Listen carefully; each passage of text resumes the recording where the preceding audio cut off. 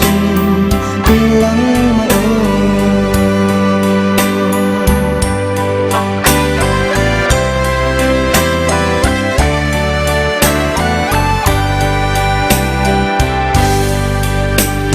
sắc mê hơi chinh lô là mai su chuông kiến cơn chinh bùi alang dính nhẹ là mai su môi hiu hiu chuông chinh thu là sao ghé in yên thấy nhịp thế e chút dừng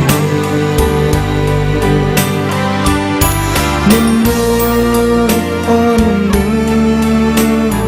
dàn mang đi kinh lắng mãi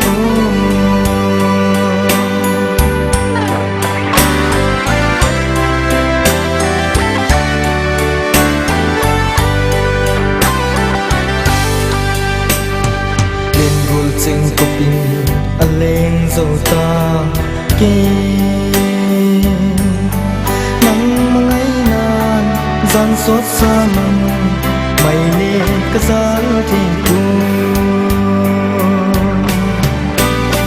cứ chinh thu lên sao ghé nặng nhìn thấy nhịp thiên ấy chút dình hồn mình đưa ôi mình đưa gian mang đi kinh lắng mãi